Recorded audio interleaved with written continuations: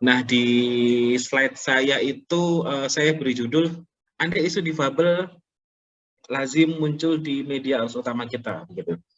Jadi ya, siang-siang sambil menunggu buka puasa kita sedikit nggak halu juga sih, tapi kemudian sedikit berandai-andai gitu. Seandainya nih isu difabel yang masih dianggap belum seksi dan lain-lain muncul di media arus utama nih kayak apa gitu ya. Nah, bisa minta tolong next, Kak. Oke, kondisi hari ini kita semua tahu bahwa 22,5 juta penduduk di Indonesia atau sekitar 5%, teman-teman, itu adalah kelompok difabel berdasarkan hasil data dari BPS tahun 2020. Angka 5% ini tentu angka yang tidak sedikit ya teman-teman ya, 5% dari total populasi, dan saya yakin data ini masih ongoing, jadi masih terus berkembang ya gitu. Mungkin di kenyataannya, di reelsnya itu lebih dari 5% penduduk Indonesia adalah kelompok disabilitas begitu. Nah, namun angka yang demikian itu, angka yang sebesar itu, pada kenyataannya kelompok difabel masih termarginalkan, masih terpinggirkan. Mereka belum memperoleh hak-haknya, masih terdiskriminasi seperti itu. Bahkan ada banyak kisah hingga detik ini difabel masih disembunyikan dan diasingkan dari lingkungan sekitar. Ada banyak kisah kalau kita menelisik lebih dalam gitu ya, di pedesaan dan di daerah-daerah terpencil misalnya, itu banyak kemudian kawan-kawan difabel yang mendapatkan perlakuan tidak baik, dipasung dan lain-lain seperti itu. Nah, belum sepenuhnya dari kawan-kawan difabel dapat mengakses hak-haknya, hingga hak dasar sekalipun begitu ya. Hingga hak dasar sekalipun misalnya kayak dicatatkan dalam KK atau memperoleh KTP, mengakses pendidikan formal, hingga memperoleh penghasilan. Hal seperti ini memang masih banyak sekali hambatan yang harus mereka lalui ketika ingin mengakses hak dasar tersebut begitu. Nah, kenapa sih demikian, teman-teman? Nah, ini saya mengidentifikasi beberapa faktor begitu ya. Ada sekitar 6 faktor. Yang pertama adalah karena secara jumlah dianggap kecil dan sehingga masih dipinggirkan. Jadi meskipun tadi jumlahnya 22,5 juta secara ongoing, dan saya yakin itu jumlahnya tidak segitu-gitu amat gitu, maksudnya masih bisa bertambah. Namun ya kelompok difabel masih dianggap secara jumlah kecil sehingga menjadi kelompok yang minoritas. Kemudian yang tidak kalah penting adalah dari respon dari masyarakat sendiri. Masyarakat ini kebanyakan mungkin habit dari masyarakat kita kurang terbiasa melihat keberagaman di lingkungan. Jadi ketika ada melihat sesuatu yang berbeda sedikit, mereka akan mungkin resisten atau mungkin menolak, atau mungkin ya paling tidak minimal mereka akan meminggirkan sesuatu atau kelompok orang atau seseorang yang dianggap minoritas itu, seperti itu. Dan ini saya kira jamak terjadi di lingkungan kita di seluruh Indonesia seperti itu. Ketika ada kelompok minoritas, entah apapun itu, entah kelompok disabilitas, bahkan kelompok suku, kelompok agama dan lain-lain, ketika dia minoritas maka dia akan kayak auto terpinggirkan ya gitu. Seperti itu, teman-teman. Kemudian yang berikutnya, jika nih kalau ada difabel yang muncul di permukaan atau muncul di tempat umum, masih dianggap aneh. Masih jadi ekstrimnya nih, masih dianggap bahan tontonan misalnya, atau kok bisa ya mereka keluar ruangan, kok bisa ya mereka keluar rumah gitu. Atau misalnya yang sering saya temui, misalkan saya keluar kota atau keluar rumah gitu, Mas berangkat sendiri kok nggak ada yang nganter, kok bisa berangkat sendiri. Nah, seperti itu. Jadi masyarakat masih menganggap itu ya sesuatu yang aneh ketika ada difabel secara mandiri bepergian keluar kota atau bepergian keluar rumah gitu. Kalau ada difabel yang berprestasi juga seperti itu. Masyarakat masih menganggap itu sebagai sesuatu yang luar biasa, sehingga ya apa ya, sehingga kalau dalam konteks media sering muncul kan, luar biasa dia meskipun apa ya, meskipun buta tapi bisa lulus S3 misalnya gitu. Ini masih masih masyarakat masih menganggap bahwa hal seperti ini masih luar biasa. Maka kemudian masyarakat respon masyarakat ini jadi berlebihan dan menganggap sesuatu yang ajaib, luar biasa dan bahkan tidak lazim gitu. Dan celakanya lagi memang konstruksi sosial kita memang ya celakanya seperti itulah, kurang menguntungkan bagi difabel kayak gitu. Nah, kemudian yang poin yang saya kira inti dari paparan ini adalah bagaimana sih sebenarnya isu difabel hadir di media hari ini.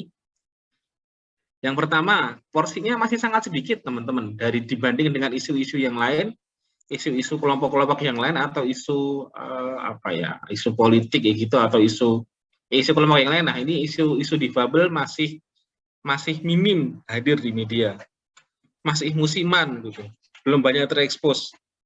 Musiman, kenapa saya buat musiman? Mereka atau kawan-kawan difabel biasanya muncul di media arus utama itu ketika apa? Ketika misalnya mepet-mepet Desember gitu ya, jelang hari disabilitas internasional itu mereka memang biasanya banyak kawan-kawan media yang memunculkan difabel di permukaan gitu. Dari segi porsi juga masih sangat sedikit. Misalnya ketika Peparnas begitu ya, Pekan Olahraga Paralimpik Nasional, Pekan Olahraga Nasional bagi kawan-kawan disabilitas, porsi pemberitaannya dibandingin PON masih sangat sedikit ya gitu di media arus utama kita seperti itu. Nah, ini juga membuktikan bahwa ya ini tempat untuk kawan-kawan difabel bisa muncul di media masih sangat sedikit. Masih menonjolkan aspek belas kasihan atau charity yang ada pada difabel. Difabel ini kasihan ya, karena mereka dianggap punya kekurangan, punya keterbatasan fisik, maka ya labeling kasihan dan lain-lain itu masih acap kali muncul di media. Aspek difabel sebagai superhero dan sumber inspirasi juga masih kerap terjadi. Jadi difabel ini dianggap superhero, dianggap pahlawan karena secara tidak sengaja bisa menyembuhkan sesuatu atau bisa melakukan sesuatu misalnya, bahkan padahal itu sesuatu yang wajar misalnya gitu. Atau sumber inspirasi. Nah, ini sering sekali terjadi. Difabel sebagai sumber inspirasi karena dia berprestasi, karena dia misalnya lulus perguruan tinggi atau bisa membuka usaha kayak gitu dengan berbagai macam dalam tanda kutip keterbatasan begitu ya. Dalam keterbatasan mereka bisa mendirikan usaha dan lain-lain sehingga ya tadi menjadi sumber inspirasi. Dan ini banyak kemudian kawan aktivis difabel yang merasa jengah dengan hal ini seperti itu. Nah, sebenarnya nih, kita agak ya tadi ya agak sedikit nggak halu juga tapi sedikit membayangkan jika nih seandainya nih media ini bisa jadi media kan sampai saat ini masih dianggap orang sebagai corong untuk mengkampanyekan sesuatu atau corong untuk menyampaikan sesuatu ke masyarakat luas atau bahkan media sebagai wadah untuk menggiring opini masyarakat, dia sebagai wadah untuk menciptakan persepsi-persepsi tertentu di masyarakat. Ketika media bilang A, ketika media menganggap sesuatu A itu adalah A, maka kemudian masyarakat bisa mengimani, bisa jadi mengamini hal tersebut ya gitu. Ketika media bilang ya apalah segala macam stereotip yang lazim ada seperti itu, maka kemudian masyarakat kemudian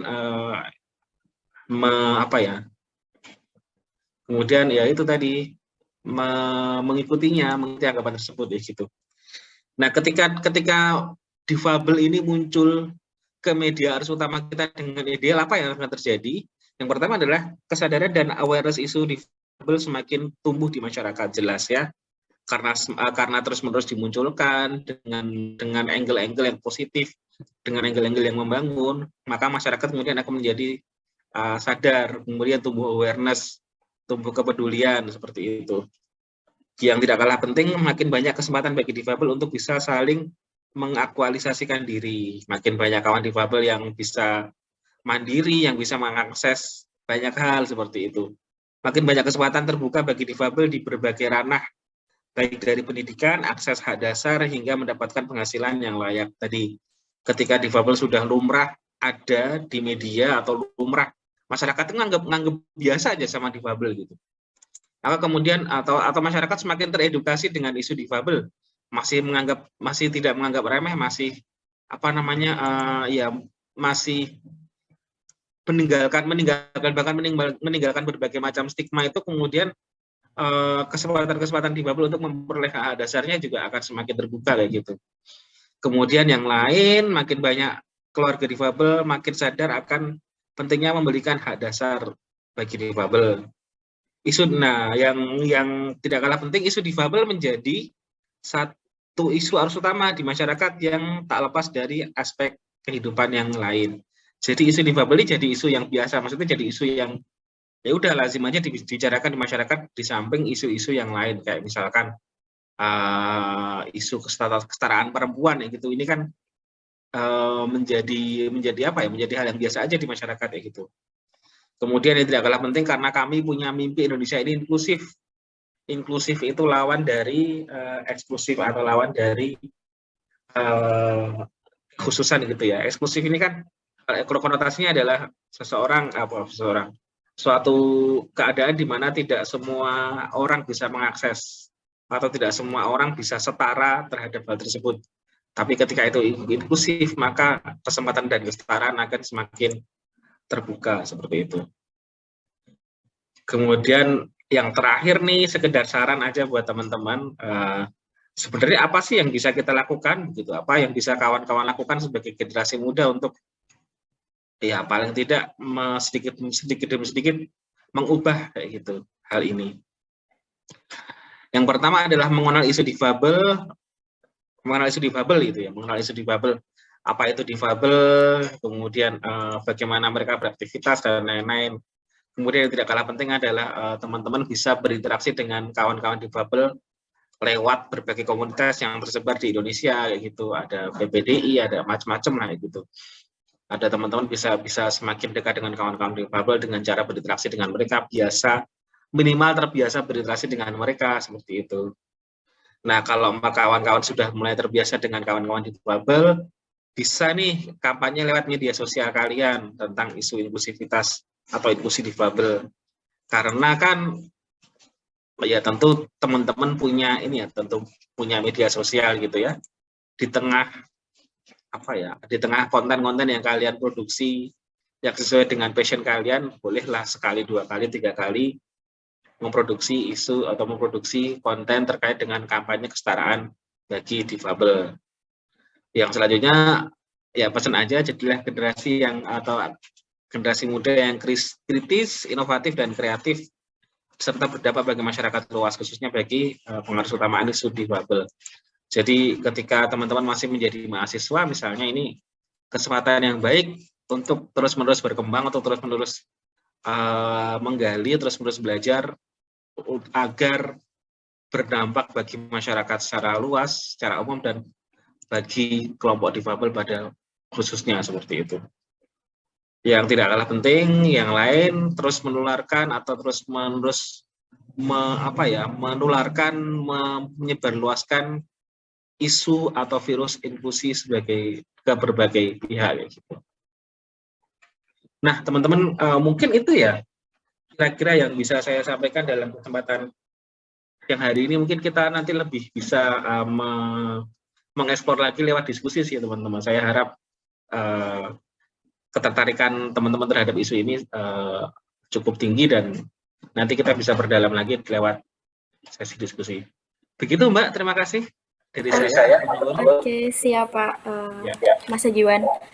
Baik, saya ulang sedikit ya Mas Sajiwan apa yang sudah disampaikan tadi. Yang perlu kita highlight siang ini yaitu pemberitaan difabel di media massa ataupun di media sosial itu lebih kepada musiman. Biasanya kalau di musim pemilu tuh lebih menyoroti Mas Sajiwan, para penerjemah dibanding menyoroti para teman-teman difabel itu sendiri. Kemudian tadi ada charity tadi, yaitu difabel itu yang dikasihani, kemudian menyoroti para pahlawan difabel yang apa ya, yang lebih mengangkat bahwa difabel ini lebih mengasihani, padahal tidak seperti itu.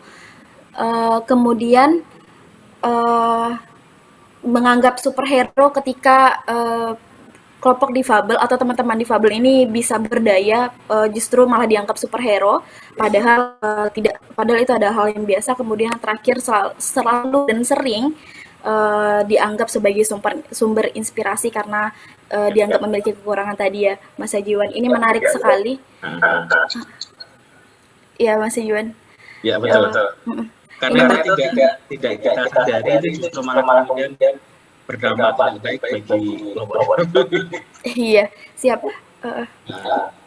Teman-teman, kemudian di sini saya lanjut lagi, Mas Ajiwan. Ternyata media ini berperan besar ya, Mas Ajiwan. Enggak dari hal-hal yang tanpa kita sadari, yang kita pikir itu dapat membantu ataupun itu menjadi hal menarik di dalam media massa sendiri, ternyata itu berdampak besar bagi teman-teman difabel.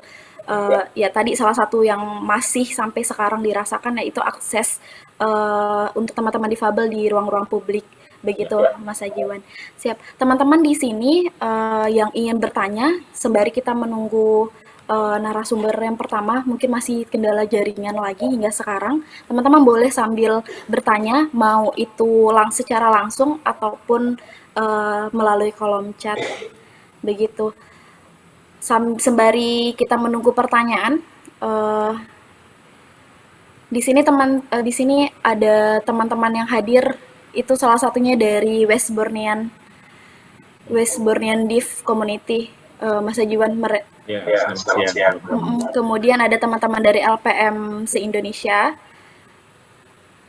Kemudian ada dari Suara Asa Katulistiwa juga. Ada teman-teman sejuk di Kalbar juga. Iya, ada teman-teman sejuk Kalbar juga di sini. Kemudian ya ada dari beberapa universitas di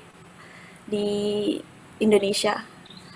Baik, teman-teman yang lain, apakah ada pertanyaan?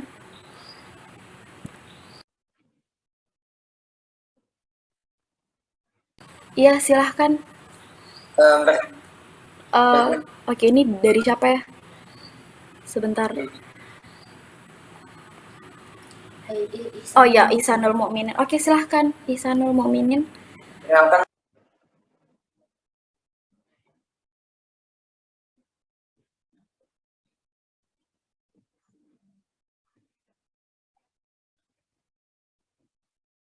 Ya, terdengar, Mas.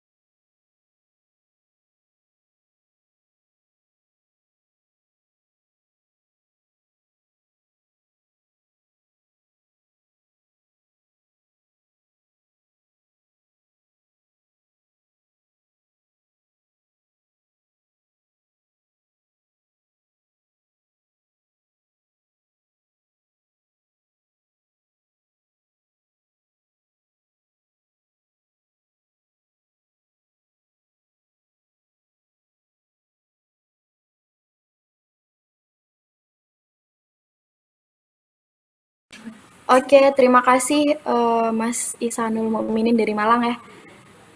Kita sembari nunggu Mas Ajiwan, sepertinya kendala jaringan juga, jadi keluar sebentar. Saya persingkat pertanyaan ya, Mas Ihsanul Mukminin. Oh, udah ada Mas Ajiwan ya. Baik, kita sembari nunggu Mas Ajiwan.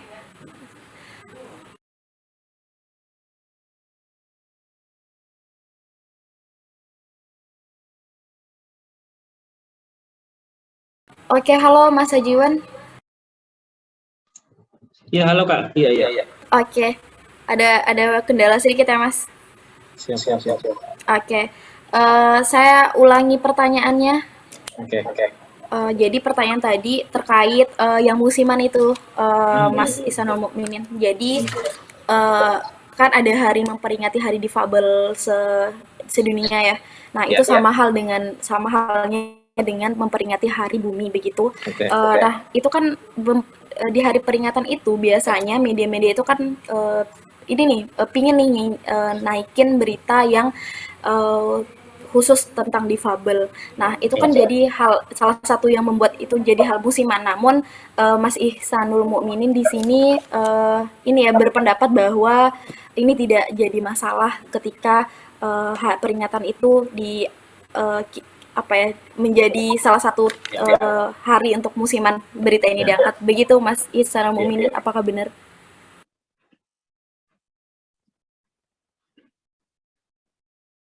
Oke, siap, siap.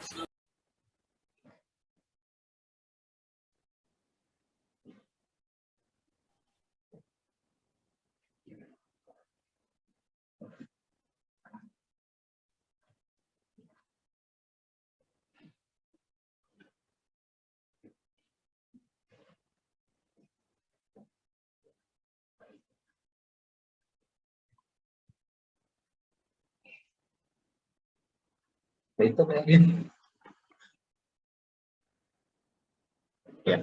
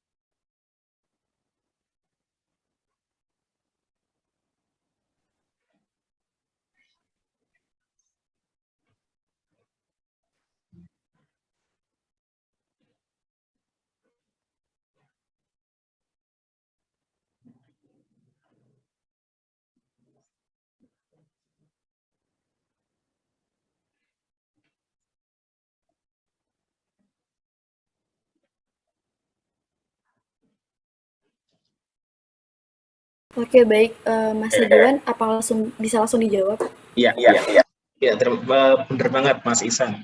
Jadi memang pada Hari Difabel memang untuk salah satunya adalah untuk mengapresiasi begitu ya, memberikan penghormatan terhadap upaya-upaya memanusiakan gitu Pak tadi Mas Isan sebutkan, memanusiakan difabel itu sendiri. Nah berkaitan dengan itu benar banget bahwa kalau di kalangan kami itu ada istilah ini nih, nothing about us without us. Jadi uh, kalian boleh atau teman-teman boleh atau orang lain boleh membicarakan kami atau boleh meneliti kami atau membahas soal kami, tapi harus melibatkan kami sehingga tidak muncul hanya berbagai macam asumsi belaka gitu. Kalau dilihat atau dikembalikan ke konteks media, ketika nothing about us without us itu tidak dilakukan, maka kemudian yang muncul adalah asumsi-asumsi dari entah dari redaksi atau dari wartawan, sehingga menganggap difabel sebagai sesuatu hal yang belas kasihan, superhero, dan lain-lain. Kalau melihat dari segi angle, mungkin yang bisa dilakukan adalah ketika hari disabilitas, selain pada dasarnya memang kami tidak 100% apa ya istilahnya, menyalahkan kalau ada media yang memberitakan soal prestasi difabel dan lain-lain. Toh itu juga layak diberikan apa namanya apresiasi. Hanya kemudian persoalannya adalah porsinya terlalu banyak dan terlalu berlebihan. Soal memberikan apresiasi memang betul, toh itu juga bermanfaat misalnya untuk ini nih Mas, untuk keluarga yang keluarga yang misalnya baru anaknya baru lahir ternyata dia difabel, atau misalnya ada anggota keluarganya yang baru menjadi difabel karena kecelakaan gitu. Nah, hal-hal motivasi seperti ini memang sebenarnya masih diperlukan gitu. Sangat diperlukan. Hanya mungkin kemudian porsinya saja yang terlalu berlebihan dan itu dianggap sebagai stereotip ya gitu. Oh, mesti nih difabel muncul pasti seperti itu kayak gitu. Pasti dianggap sebagai superhero dan lain-lain. Dan mungkin angle lain yang bisa muncul pada hari difabel dan hari tertentu dan hari-hari yang lain adalah kalau konteksnya tentang isu difabel, soroti saja misalnya sejauh mana pemerintah selama ini mengakomodasi hak difabel misalnya di isu kesehatan atau di isu transportasi publik atau di isu sarana dan prasarana publik misalnya. Hal seperti itu sebenarnya lebih penting ketimbang hanya seremonial, misalnya seremonial ketika hari difabel dan lain-lain. Kemudian soal pertanyaan kedua tadi, ya sehingga muncul ini sih harapan kami sebenarnya difabel ini menjadi isu yang oke, misalnya fokus di Desember misalnya boleh soal isu difabel, tapi di luar itu misalnya juga penting di harus utamakan, makanya seperti itu. Sehingga ya tadi saya bilang bahwa isu difabel ini nantinya harapan kami adalah bisa menjadi isu yang harus utama juga, atau bisa menjadi isu yang bisa bersanding dengan kehidupan masyarakat yang lain. Artinya ketika ngomongin apa ya misalnya, ketika ngomongin soal Ramadan, tentu tidak bisa atau tentu bisa juga dikaitkan dengan kelompok disabilitas meskipun porsinya tidak besar ya, misalnya gitu. Bagaimana kawan-kawan difabel tertentu misalnya beribadah, sudah ada inovasi bagi kawan-kawan tuli untuk ada huruf hijaya isyarat misalnya. Hal seperti ini kan praktek-praktek baik seperti ini kan patut juga diberitakan gitu. Kemudian dan tadi nanti misalnya pada hari raya Idul Fitri arus mudik, gimana sih teman-teman difabel bisa mudik ya gitu. Kawan-kawan yang punya hambatan mobilitas itu bisa mudik dengan cara apa misalnya, dengan orang-orang berkursi roda bisakah naik kereta api misalnya gitu. Yang tidak akses itu kayak gitu. Nah, hal seperti ini sebenarnya bisa. Makanya saya tadi kan bilang bahwa nantinya nih isu difabel bisa disandingkan dengan banyak isu yang lain seperti itu. Bukan kemudian apa namanya dalam tanda kutip disingkirkan, hanya muncul di saat HDI saja atau hari disabilitas saja, tapi kemudian berbagai macam hal itu bisa dikaitkan dengan isu difabel seperti itu. Begitu sih Kak, semoga tercerahkan begitu. Baik, bagaimana Mas Isan, apakah sudah terjawab? Nah, Oke, baik. Ya begitu ya, Mas Jiwa, memang harusnya difabel itu tidak berlebihan porsi dalam satu pemberitaan, tapi dia tetap harus dilibatkan di banyak berita terus-menerus. Misalnya di Tempo sudah ada kolom difabel, kemudian di Solider sendiri yang fokus membahas tentang difabel. Jadi seperti teman-teman yang lain, kelompok difabel juga diberitakan secara terus-menerusan, tidak hanya di saat musim tertentu dan dengan porsi yang sedang-sedang saja, begitu. Baik, teman-teman yang lain, apakah masih ada pertanyaan?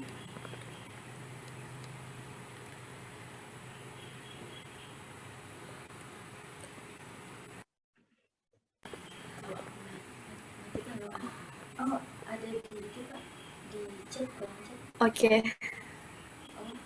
Bisa tidak bikin video tampil bersama ibu?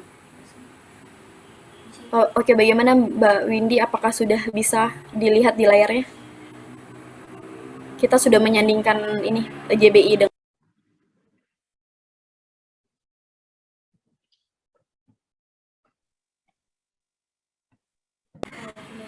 baik, apakah masih ada pertanyaan lain teman-teman di sini?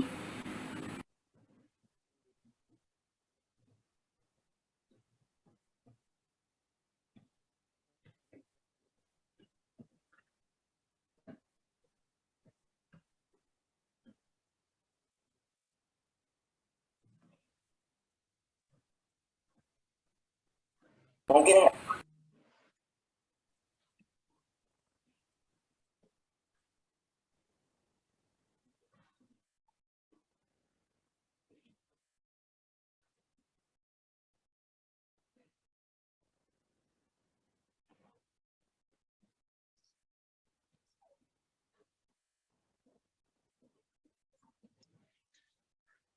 Oh Ya, iya, oke. silakan Mas. Ya, baik. Terima kasih sekali, Mas. Tentu Mas tinggal di mana, Nyun Sewu?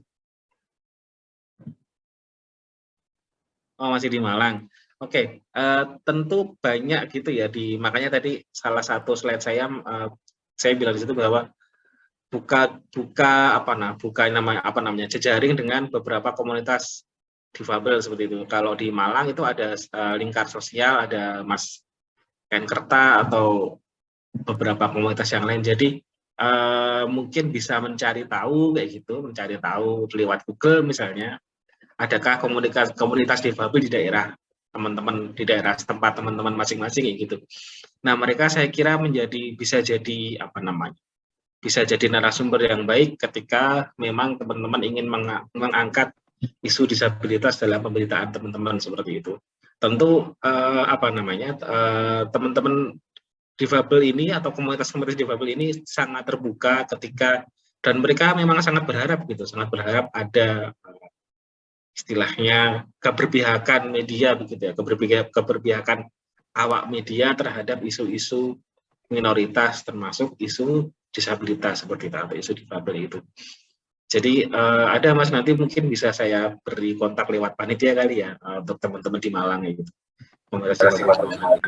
Iya.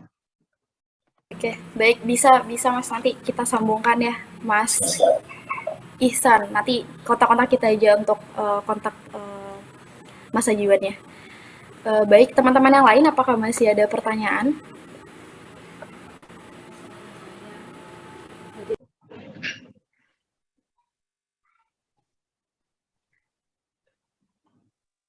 Selamat siang. Ya silakan dari Dede Putri. Sebelumnya selamat siang Mas Ajiwan dan teman-teman. Selamat siang Kak. Terima kasih atas penyampaian materinya ya Mas Ajiwan. Saya ingin bertanya gini, terkait keberpihakan media terhadap difabel ini, saya pengen tahu gimana sih cara jurnalis itu kita membangun rasa ketertarikan atau kepedulian gitu terhadap isu-isu difabel ini, mengingat bahwa difabel di Indonesia ini posisinya itu masih dianggap sebagai minoritas atau mungkin banyak hak-hak yang terabaikan gitu dari difabel sendiri. Terima kasih. Ya, bagaimana agar kawan-kawan jurnalis bisa tertarik terhadap isu difabel gitu ya. Nah, tentu butuh pertama butuh riset, butuh riset soal isu difabel, atau mungkin butuh semacam diskusi seperti ini, untuk meningkatkan kegelisahan terhadap isu difabel, bahwa ini loh ada nih kelompok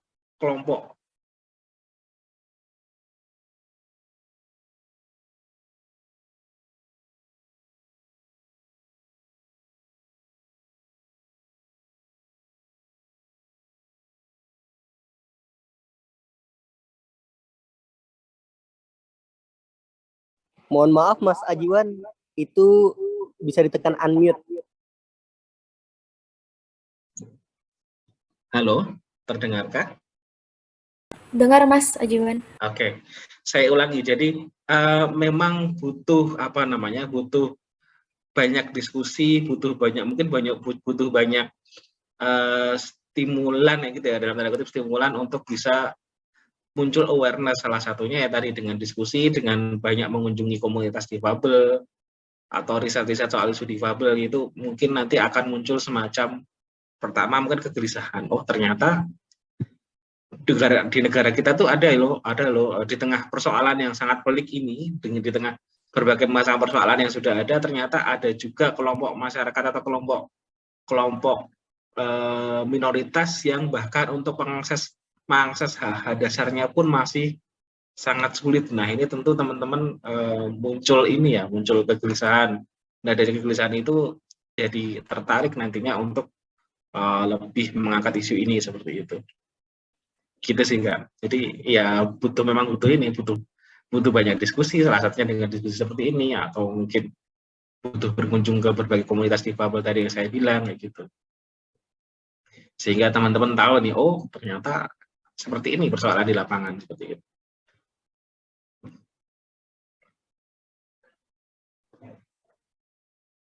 Ya.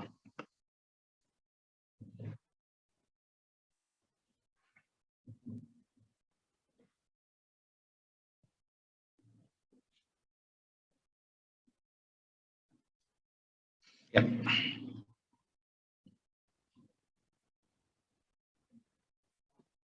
Betul. Ya.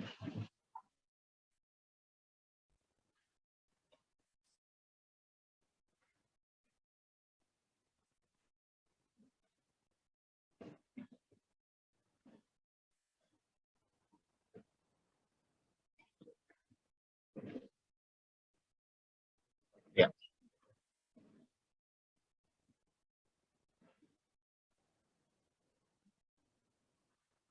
Yes. Ya. Ya.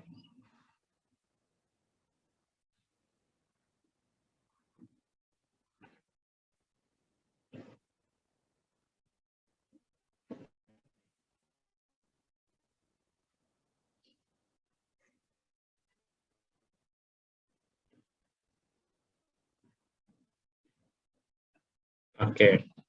Tuh ada usulan tuh teman-teman untuk mengangkat isu gimana sih di kampus teman-teman sendiri gitu. Sebenarnya saya pernah dengar nih teman-teman, ada beasiswa bagi difabel dari Dikti, tapi nggak banyak orang tahu. Artinya bahkan kampus sendiri itu kadang-kadang nggak tahu tuh kalau ada beasiswa untuk difabel. Makanya kemudian kawan-kawan difabel biasanya mencari informasi sendiri atau mencari dokumen sendiri untuk mengurus beasiswa itu. Jadi ada keringanan biaya sekian persen untuk masyarakat difabel yang mengakses perguruan tinggi. Tapi memang sayangnya hal ini kurang tersosialisasikan dengan baik kayak gitu. Sehingga benar kata Mas tadi, masih banyak kampus yang secara sarana dan prasarana fisik aja itu masih belum ramah atau masih belum aksesibel gitu. Sehingga ya persentase difabel yang bisa dalam tanda kutip lolos untuk menduduki kursi di perguruan tinggi juga persentasenya masih sangat sedikit di Indonesia gitu. Gitu sih, Mas. Oke, baik. Bagaimana tadi ada Kak Dede sama Mas Ihsan, pertanyaan apa sudah terjawab?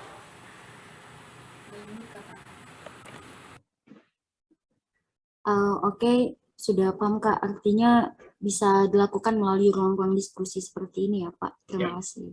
Ya. Oke, baik. Ini ada pertanyaan lagi Mas Jiwan dari kolom chat. Dari Syifa Fadila, LPM Prapanca. Bagaimana kita cara berkomunikasi pada kaum difabel ketika pembuatan berita ini? Kemudian apakah ada batasan dalam pembuatan berita pada kaum difabel? Begitu Mas Jiwan.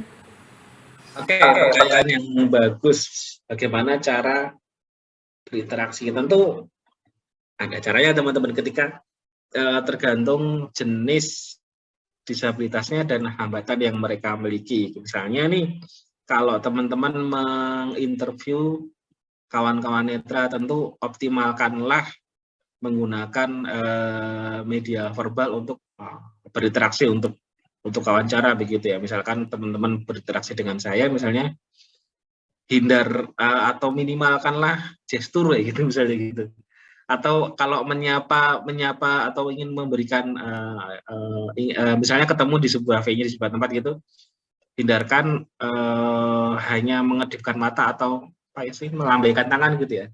Ini tentu tidak tahu gitu. Kemudian tadi mengoptimalkan aspek verbal. Kemudian kalau misalkan narasumber teman-teman kebetulan adalah kawan-kawan tuli. Nah, kalau teman-teman bisa menggunakan bahasa isyarat, gunakanlah bahasa isyarat. Atau kalau memang dia atau kawan-kawan tuli ini mengajak juru bahasa isyarat, usahakan ini tentu nanti bisa ditambahkan sama teman JBI ya, usahakan berinteraksi langsung dengan kawan tulinya. Jadi enggak kemudian Mbak JBI tolong tanyakan sama dia dong kalau dia kuliah itu caranya gimana. Jadi anggaplah kawan-kawan difabel ini ya manusia, pasti langsung aja gitu, langsung berinteraksi dengan kawan difabel dengan gerak bibir yang jelas gitu ya, dengan gerak bibir yang jelas, dan dengan nanti akan ada misalnya dia bawa juru bahasa akan lebih mempermudah seperti itu.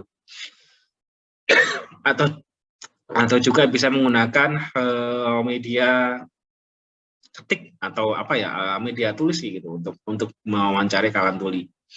Kemudian yang tidak kalah penting kalau misalnya teman-teman berinteraksi dengan kawan-kawan berkursi roda misalnya, usahakan teman-teman kalau ngobrol itu setara, artinya dengan teman-teman membungkuk atau teman-teman sama-sama duduk. Nah, ini akan lebih apa ya, lebih memanusiakan mereka atau lebih menganggap mereka sebagai sosok yang setara seperti itu. Itu sih beberapa hal umum yang bisa dilakukan kalau teman-teman berinteraksi atau teman-teman ingin mewawancari kawan-kawan difabel gitu. Oke, baik. Begitu dari Kak Syifa tadi. Bagaimana Kak Syifa, apakah terjawab? Saya pikir udah jelas ya dari Mas Ajiwan tadi. Kemudian ini ada pertanyaan dari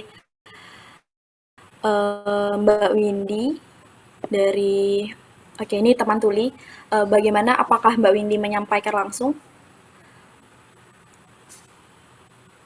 ataukah dari Mas Fahmi? Karena tadi Mbak Windy ada bertanya melalui Mas Fahmi ya.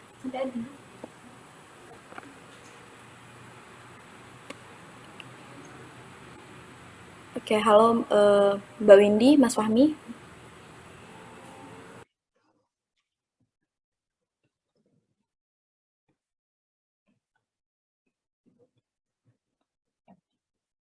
Oke, baik. Sepertinya masih dalam proses pengetikan begitu untuk Mbak Windy. Nanti boleh langsung di kolom chat ya, Mbak Windy. Nah, kita lanjut ke pertanyaan yang lain. Teman-teman, apakah ada pertanyaan lain sembari kita menunggu? Kak, ada pertanyaan dari Kak Windy, Kak. Oke, baik. Sorry, di mana ya?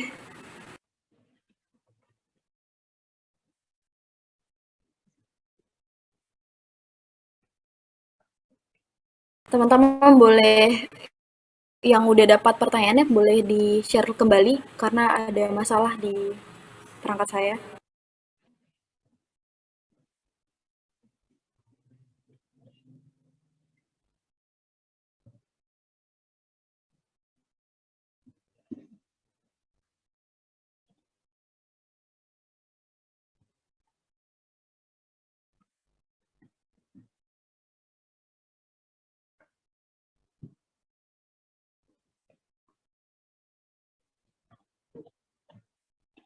Baik,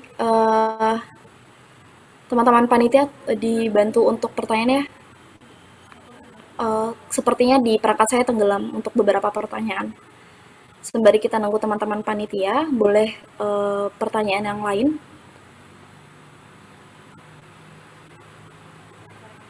Oke.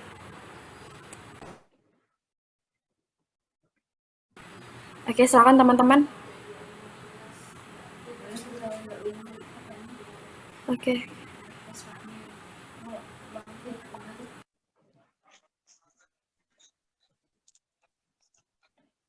Oh iya, pertanyaan dari Mbak Windy ya?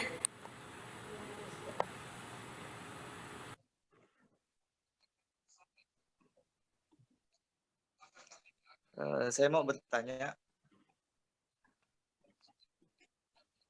ketika ada teman tuli yang mau mencari beasiswa, tapi di Pontianak, Untan itu belum ada. Di Untan itu belum ada memberikan beasiswa untuk teman-teman disabilitas. Jadi teman-teman ini mikir mau kuliahnya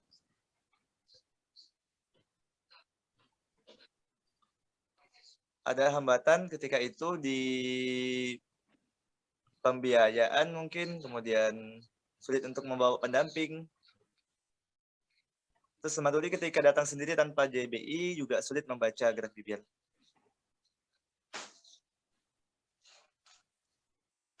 Atau ketika ada teman dengar yang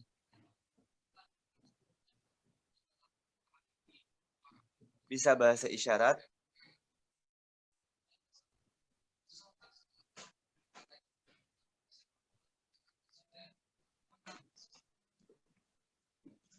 mungkin ketika teman tuli ini datang untuk mendaftar, tidak ada JBI, bisa menggunakan media tulis.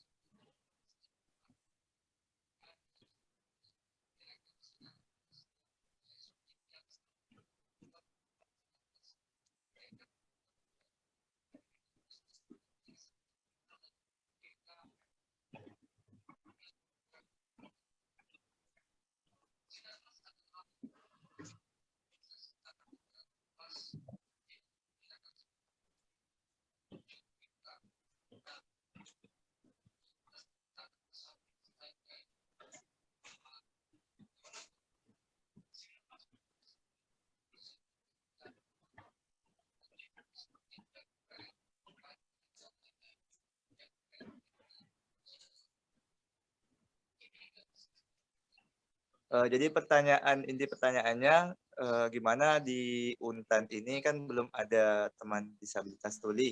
Kemudian sedangkan di Jawa itu sudah banyak beberapa universitas sudah memberikan akses untuk teman-teman tuli. Terus solusinya bagaimana ketika ada disabilitas tuli ketika disabilitas tuli masuk di Untan ini, apakah bisa?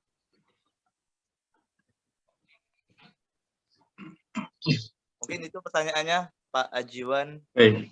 Ya.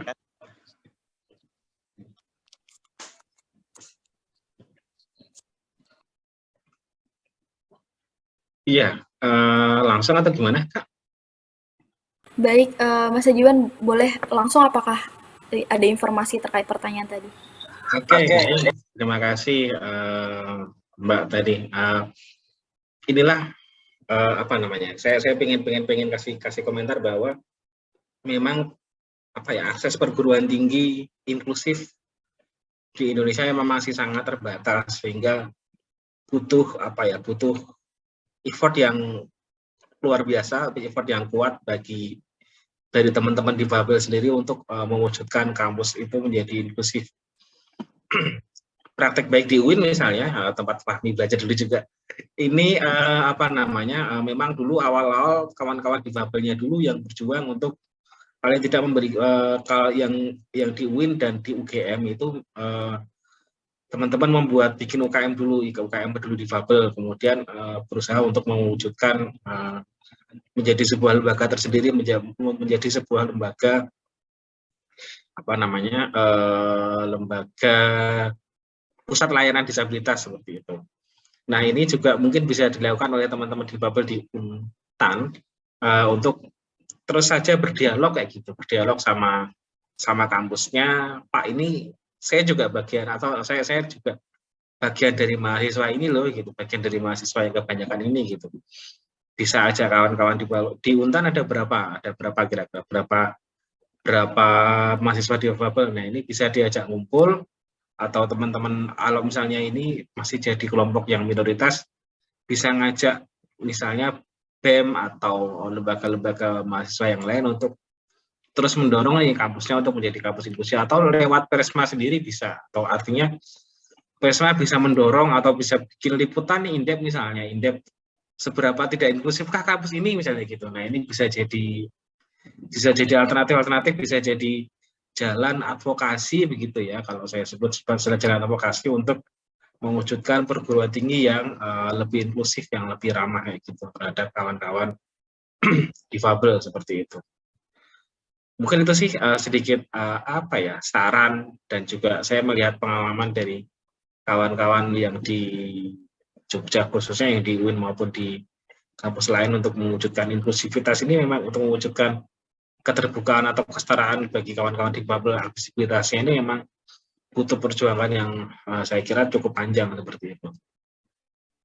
Begitu Kak. Oke, baik. Terima kasih Mas Ajiwan. Jadi memang cukup panjang perjalanan kalau kita untuk mendorong Untan itu lebih inklusif terhadap teman-teman difabel begitu. Tapi itu bukan berarti tidak mungkin. Ya, salah satunya melalui peran Persma ataupun BEM yang ada di kampus. Nah, lanjut di sini ada dari Markus Paradigma Bangsa. Mohon izin tanya, apakah ada peraturan khusus dalam penulisan berita untuk saudara-saudara kita yang difabel? Kemudian apa saja yang tidak boleh dalam pemberitaan baik tulisan maupun gambar? Begitu dari Mas Markus, Mas Ajiwan. Ya, Mas Markus. Saya pernah dapat itu dokumen soal do and don't ketika teman-teman meliput isu difabel. Mungkin nanti bisa googling, diterbitkan oleh siapa sih? Dewan Pers atau siapa, saya agak lupa. Yang jelas itu ada, memang ada beberapa aturan barangkali atau hal-hal yang bisa dilakukan atau tidak dilakukan ketika kawan-kawan meliput isu difabel seperti itu. Kemudian soal gambar tentu ya secara universal ya, misalkan tidak menunjukkan penderitaannya atau tidak menunjukkan sisi hambatannya, sisi misalnya ada kawan difabel kaki misalnya ya, difoto kakinya di zoom. Nah ini kan agak nggak wajar juga. Jadi perlakukanlah kawan-kawan difabel dengan wajar, baik dari sisi gambar sekalipun itu ya. Ambillah dari angle-angle yang wajar aja. Nanti ketika mereka pakai kursi roda ya dengan jarak yang wajar dan lain sebagainya. Itu sih secara umum Kak. Jadi memang ada itu aturan itu. Oke, baik. Di sini bagaimana Mas Markus, apakah sudah jelas jawabannya? Atau ingin ditanggapi kembali?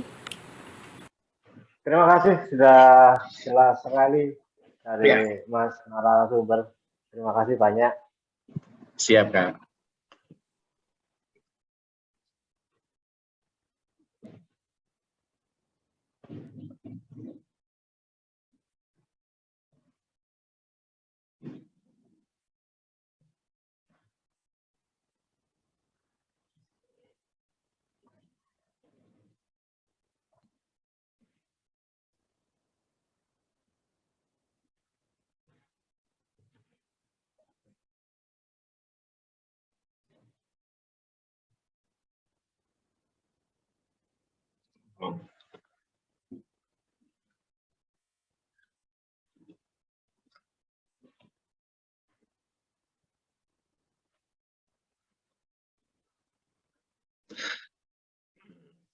Oke, baik. Terima kasih.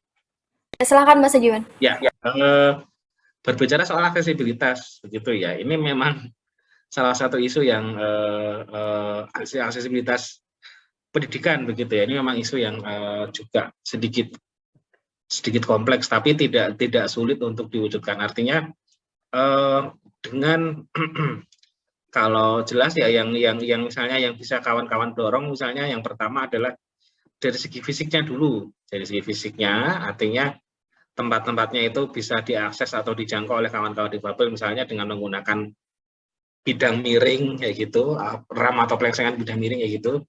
Ketika ada undakan ini bisa didorong kayak gitu. Bisa didorong kampusnya agar lebih inklusif seperti itu. Kemudian kalau bagi kawan-kawan netra misalnya nggak perlu mahal-mahal, misalnya nggak perlu kemudian harus ada mesin braille atau apa, cukup bikin komunitas agar kawan-kawan difabel netra punya relawan gitu ya, bisa mengakses relawan untuk membaca. Karena kan kalau teman-teman netra lebih ibaratnya kalau dalam konteks pendidikan lebih menitik beratkan pada hambatan mereka dalam hal dalam hal literasi atau mengakses buku misalnya gitu. Nah seperti itu. Tentu ini tidak mahal dan sebenarnya dua-duanya bisa beriringan kayak gitu. Jadi perlu disampaikan saya juga ke kampus bahwa untuk mewujudkan kampus inklusi itu nggak mahal kok kayak gitu. Bisa dimulai dari hal kecil tadi, misalnya cari kelompok, atau teman-teman bikin kelompok relawan untuk kawan-kawan di Babel Netra misalnya, atau bikin mendorong kampus untuk membuat RAM atau bidang miring pada setiap undakan misalnya, seperti itu. Atau ya kalau kampusnya baru sih sebenarnya dari pemerintah sendiri sudah punya aturan ya untuk mendirikan gedung sarana publik itu. Permen PUPR tahun 2017 itu sudah apa namanya, sudah di situ sudah detail bahwa bentuk bangunan publik itu harus bisa atau mudah dijangkau oleh kelompok disabilitas, seperti itu. Kemudian untuk difabel yang lain misalnya, kalau di situ ada mahasiswa tuli ya bikin kelas bahasa isyarat misalnya gitu, untuk teman-teman relawan agar bisa membantu mensupport teman-teman tuli dalam praktek belajar mengajar di perguruan tinggi misalnya gitu. Jadi kalau ditanya yang mana dulu, nanti nggak ya, tergantung kebutuhan satu, tergantung konteks yang ada di kampus itu apa, difabel apa. Tapi kalau memang ada semua, ya memang harus semuanya harus beriringan ya gitu. Kalau teman-teman di bubble fisik memang aksesibilitas secara fisik yang harus disesuaikan. Kalau kawan-kawan netra sesimpel minimal ada itu, minimal ada kelompok relawan yang bisa membantu kawan-kawan di bubble netra, seperti itu. Gitu Kak, kira-kira Kak. Oke, baik. Tadi pertanyaan Mas Sisan ya. Bagaimana Mas Sisan?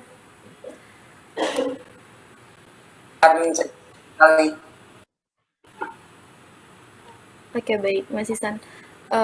Teman-teman, kita masih ada waktu. Bagaimana, apakah masih ada pertanyaan yang lain?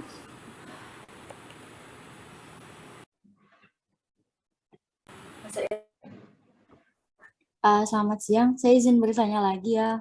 Ya, silakan. Terkait pemberitaan difabel di media tadi, mungkin kita menemukan beberapa kesalahan ya, baik dari judulnya maupun dari isi beritanya gitu, terhadap kondisi atau mungkin teknis dari pemberitaan media itu terdapat kita temui kesalahan-kesalahan. Nah, dari Solider sendiri bagaimana sih tanggapan atau tindakannya gitu Pak, terkait kesalahan-kesalahan tadi atau dosa-dosa yang dilakukan oleh para jurnalis ini gitu dalam menulis beritanya. Terima kasih. Baik, silahkan Mas Ajiwan. Ya, oke, baik. Kalau tadi Mbak mengatakan bahwa sebenarnya masih banyak ya kesalahan atau kekurang tepatan baik diksi maupun isi pemberitaan seperti itu di media lain. Nah, kami sebenarnya awal mula Solider terbentuk ini kan karena faktornya memang satu, pemberitaan difabel di media arus utama sangat minim, dan juga dari segi cara memberitakannya tadi masih kurang tepat. Nah, kami di solider.id ini berusaha menyajikan isu difabel dari aspek yang atau dari angle yang satu, dari angle yang positif, dan kemudian ya dari kedua, dari segi diksi dan cara pemberitaan juga kami punya kekhasan seperti itu. Jadi dari diksinya kami tidak pernah menggunakan misalnya istilah penyandang cacat atau penderita cacat atau hal-hal lain. Kami selalu menggunakan, sampai detik ini masih menggunakan isu diksi difabel, karena kami punya prinsip difabel itu ya sama dengan orang lain, differently able, mereka hanya punya kemampuan yang berbeda, seperti itu.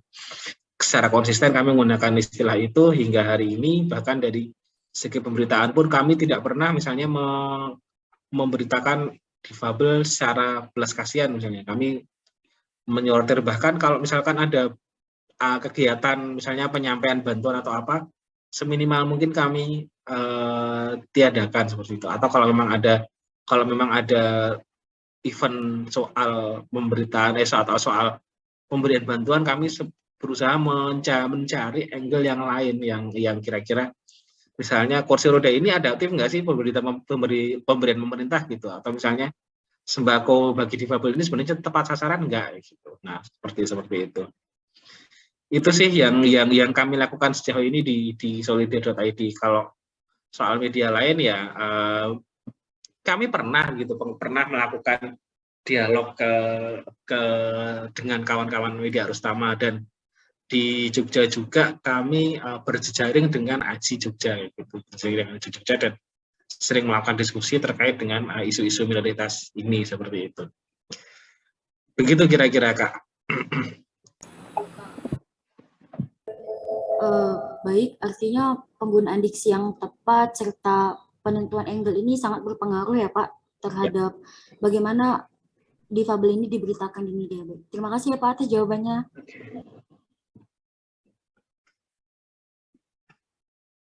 Baik, begitu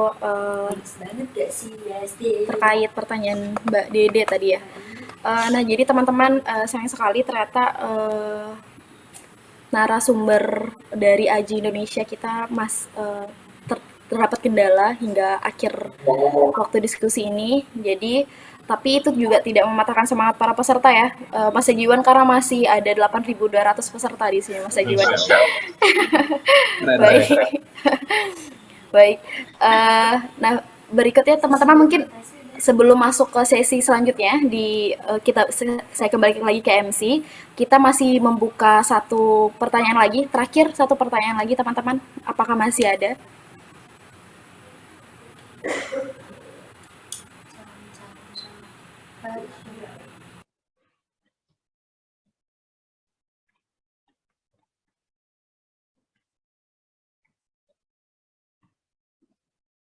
Baik, apakah masih ada pertanyaan teman-teman? Satu lagi.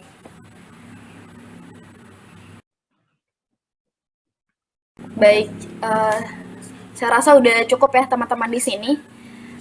Mas Ajiwan, waktu kita udah habis nih, Mas Ajiwan. Terima kasih banyak ya Mas Ajiwan, udah menyempatkan waktu dari awal sampai akhir berada di ruangan dan menjelaskan tentang bagaimana harusnya media-media itu bersuara tentang difabel.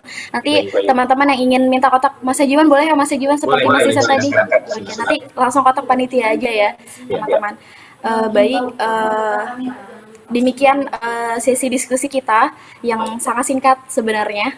Semoga nanti kita bisa membuat ruang-ruang seperti ini dari lembaga-lembaga yang hadir di siang ini juga diharapkan nanti kita bisa berjumpa lagi ke depan. Nah, baik, saya Mar'atus Solihah, moderator pada siang ini. Mohon undur diri, mohon maaf apabila ada salah kata atau ucapan saat memandu diskusi kita. Saya kembalikan kepada MC. Baik, terima kasih kepada moderator yang telah memimpin acara tadi, dan juga terima kasih kepada Mas Ajiwan yang telah memberikan banyak sekali ilmu untuk kita semua. Acara selanjutnya yakni door prize. Peserta di webinar cukup menjawab pertanyaan yang saya sampaikan dengan menekan fitur raise hand terlebih dahulu, kemudian menjawab pertanyaan dengan open mic dan open cam. Yang berhasil menjawab dengan benar akan mendapatkan door prize yang sudah disiapkan oleh panitia. Nah, untuk teman-teman yang berhasil menjawab akan dihubungi panitia terkait pemberian door prize-nya.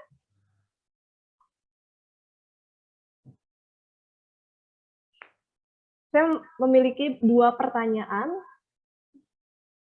Pertanyaan pertama adalah, berapa jumlah penduduk difabel di Indonesia menurut data BPS tahun 2020?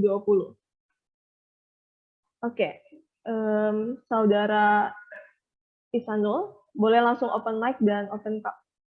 Oke.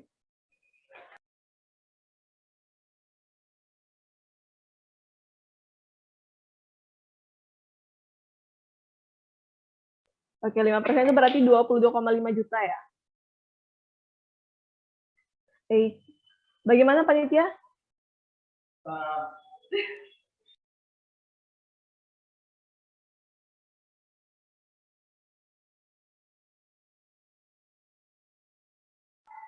Oke. Untuk saudara Isanul, nanti panitia akan menghubungi ya. Terus pertanyaan yang kedua.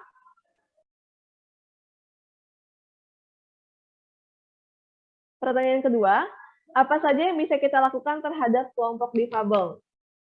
Yang bisa menjawab bisa langsung raise hand-nya.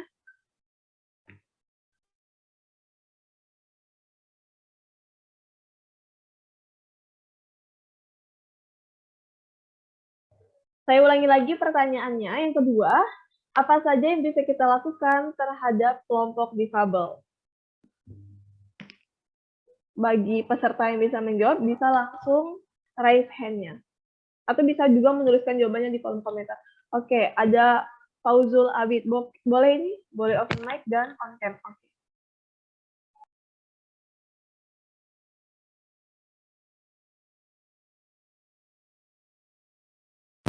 Apakah suara saya sudah terdengar? Suaranya belum kedengaran nih, Mas. Apa udah suaranya ini? Oke. Tadi pertanyaannya kan apa yang bisa kita lakukan agar untuk difabel itu, mungkin yang pertama bisa mengenal isu difabel, yang kedua berinteraksi dan sedikit memperdalam dengan isu difabel, yang ketiga kampanye lewat media sosial atau media apapun yang dapat kita jangkau. Ihwal pentingnya inklusi difabel dalam tatanan kehidupan kita. Yang keempat, terus menularkan virus atau isu inklusi ke berbagai pihak. Dan yang terakhir, jadilah generasi muda yang kritis, inovatif, dan berdampak bagi masyarakat sekitar, khususnya pada kelompok difabel. Baik, bagaimana Mas Ajiwan? Apakah benar jawabannya?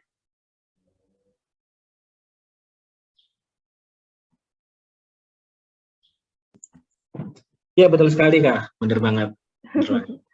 Baik, untuk Mas Fauzan, selamat. Nanti panitia akan menghubungi Mas Fauzan terkait door prize-nya.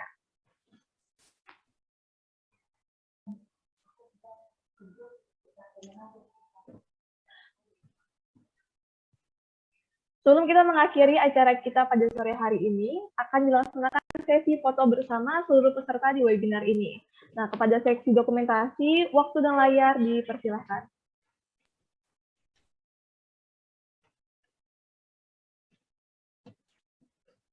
Oke, izin mengambil alih. Teman-teman peserta silakan untuk on-cam di sini slide.